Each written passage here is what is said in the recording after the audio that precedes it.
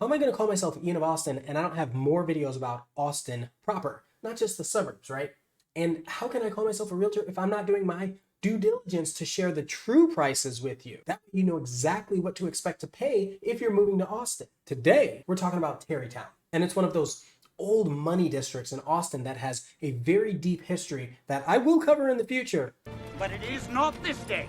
Speaking of movie quotes, I'm going to raffle off this blockbuster video party game for people that leave a comment. The criteria is you have to leave a quote from a movie or show that is filmed in or about Austin, Texas. It'd be a lot cooler if you did. And later in this very same video, I'll announce the person that won the last raffle. I really like driving through Tarrytown and seeing the mid-century homes and the variety of architecture. A lot of people ask me to help them find a neighborhood that doesn't look cookie cutter. And this is at all price points. And Tarrytown is one of those gems if it fits your budget. So if you're shopping for houses and you like the idea of Interview with the Vampire meets Iron Man, then this might be the neighborhood for you because they have those same types of houses on the same street together. Also, the location is incredible, especially if you want to be near water. Perfect for small boats or kayaks, or even just to take a quick Uber downtown. You also have one of the most chill coffee house slash bakeries that are along the river. You've got the Peacock Park. Yes, an actual Peacock Park. I mean, I used to love bringing people to the Peacock Park when they come in and visit from out of town. I'm not sure if it lasted after everything that's kind of been going on the last couple of years. And there's some breathtaking views. The topography is gorgeous. You're driving like a Prius, you might have a hard time making it up some of those hills. Okay, so first we're in the MLS like we should be, right? And I'm looking at the active listings. We have, let's see, 197 in the last 7 days. 64 that have gone down, 18 that have gone up, back on market. That's always an interesting stat because, we want to pay attention to what's going back on market because that's an opportunity for you. And then under contract, pending, closed. Closed is the number that's the most important when we're referring to the true prices or the real prices in an area. So let's go ahead and jump into the houses themselves. Go ahead and search residential. So as I mentioned, I want to start off with single family. I'm going to add active, pending, and closed. Closed, I'm only going to do 20 days, right? I want to keep it closed. And then the zip code, I'm going to do 78703 because we're focusing on Tarrytown specifically. And then as we look at it, we're at 57 matches. That's a lot of houses. So let's go ahead and hit results. So the first thing I want to talk about, obviously, is the categories. You've got the bedrooms. The bedrooms here, number of baths, full baths, half baths. If there's a garage, single or two-story, what year it's built, the size of the lot, the size of the house itself. So for example, this one is 1,600 square feet in the house. This is the price that's listed per square foot and the list price, but really we're going to be paying closer attention to the close because that's what we care about. We care about what has closed at what price. That's how appraisers work. That's how we're going to work. Because you never know. You don't know if somebody's negotiated the price down or anything like that, or if somebody paid more than the appraised value of the home. And that's the whole reason for these true price videos. This last column over here is days on market. There's cumulative. Generally, they match up. We can go into that detail later, but we don't need to right now. So let's sort by status. I want to start with closed homes first because obviously that's most important. So the first one I want to look at is this Possum Trot. So it's a 3-2. 1953 is when it was built, quarter of an acre, listed at 1.3. So let's open it up. Okay, so right away, that is a really cool looking house. Notice the list price was 1.3 million and the closed price was 1.27 million. So now it's 1,600 square feet. Closed price per square foot is $816. There is no HOA. And the tax rate, you know how I feel about tax rate. The tax rate is 2.2. So if we open it up and we take a look at this house, that does not look like it's 1,600 square feet. I could be wrong. Maybe somebody was a little off on their math, which is better for your tax rate, of course. Seriously, this is gorgeous. They did a really good job. Why wouldn't they have a fan in the living room? I don't get that. If I'm paying over $1 million for a house, I want a fan in the living room. That's all I'm saying. Good. I like the darker wood floors. They look real nice. Definitely gas. One thing that bothers me is when you have a gap above your appliances. That's just a personal pet peeve, right? I think they did such a good job with this, except for that. Listen, you're buying this house, you can either fill that with something or even replace the appliances. The appliances aren't a reason to buy it. Got the tile all the way up to the top of the wall. And I'm just going through it so you can kind of see what you're getting for this price point in this neighborhood. Primary bedroom, same thing. They didn't put a fan up here. Notice the bathroom. Okay, so this is built in 1953. You can actually see that it looks like they took the original wood and they just tried restoring that. You can tell they did the same thing with the door frame. This is interesting with the tile all the way up to the top. Glass shower looks nice. And then, the shiplap. See, Liberty from the Real Estate Lab podcast, she's always getting on people for shiplap. She's like, that's so 2000 and late. Back from that Chip and Joanna Gaines era. What else? Let's see. Okay, so this primary, that's tall, and they have a lot of natural light. Look at their closet over here. Okay, the backyard, I think, is what sells it. Okay, my first thought is, where is the water going to go if it rains? But they have beautiful trees. I love this pool. I like the separation. You've got the deep end, and then you've got the place where you just hang out. They've added a lot of different foliage for landscaping. And yeah, this is a great house at this price point. The thing about this house that you don't see on sites like Zillow or Opendoor is that the agent did not take a commission for this house. And so it is closed at a lower price per square foot, but that's kind of secret data. A Zestimate would never catch that. What's next? I'm gonna go back to single line here. Let's look up this Bonita Street. This one's a slightly higher price point. So again, closed house, listed at 2.5, closed at 2.395.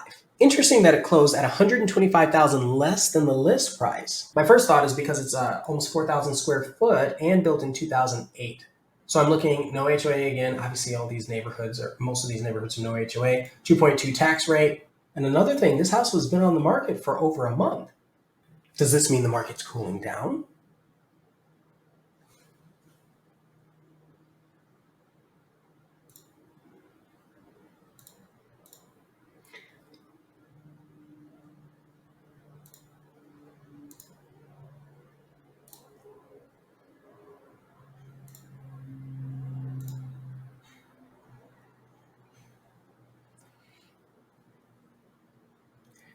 Okay, what else here looks interesting? Let's look at this Preston. Built in 1939. So it's closed. I have no idea what's going on with this lot size. It says 0 acres. So listed at 1.45, closed at 1.735. Okay, let's take a look at it. Let's see the actual house. As we're going through, it's got the little front porch. Oh, okay. So you see these floors. These look like they're original floors from like World War II era.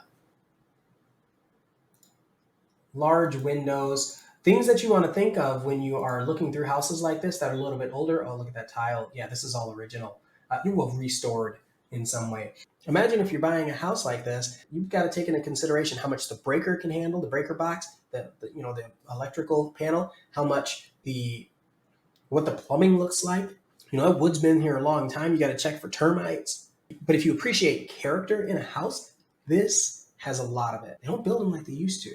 See these built-in bookshelves. Oh, look, the bathroom has a window, a transom. Let's keep going. All right.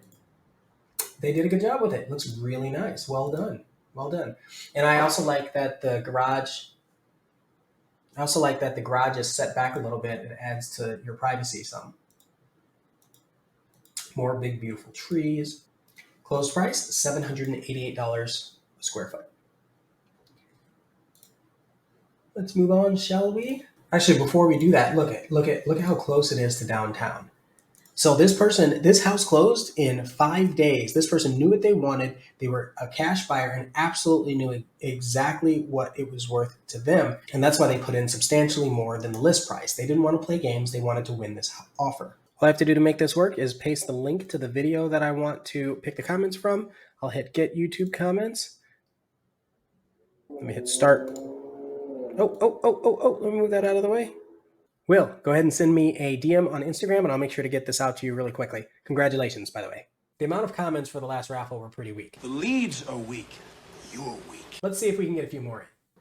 Okay, so for this one, I want to find a pending. So this Rockmore here. So 1990, look at that.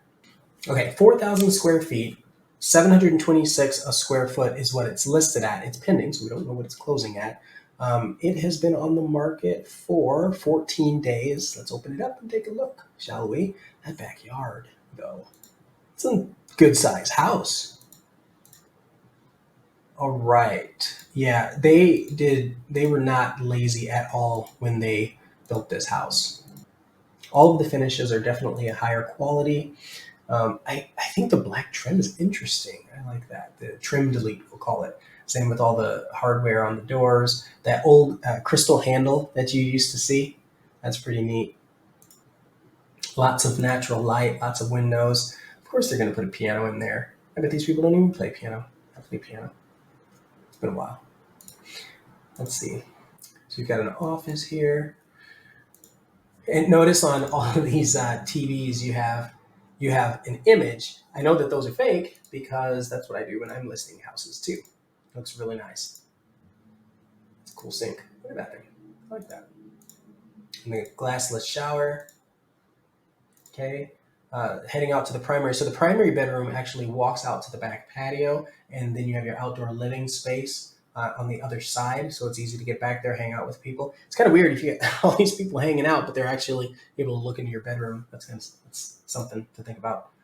Yeah, I wonder if road noise would be a worry for people here. Look, even that fire is fake. It's so funny. Okay, so the one thing I wanted to talk about, look, right here, I would almost think this was fake. I would almost think that this was, look, right here, I would almost think this isn't even real, but after looking at this in real life yesterday, I mean, this is the Texas sky, so welcome to Texas. It is gorgeous here most of the time. So we've got zero point 0.2 acres, so that's 8,700 square feet. Tax rate here is 2.2, obviously. HOA. So this is the first one we looked at with an HOA. We're looking at $575 monthly. Obviously, it went pending on October 21st, so somebody liked it enough to put in an offer, and now we're going through the escrow process. It's a good house. I like this. And what are you thinking when you see these numbers? Are we trending up? Are we trending down? Does this give you hope for the future of Austin's real estate market?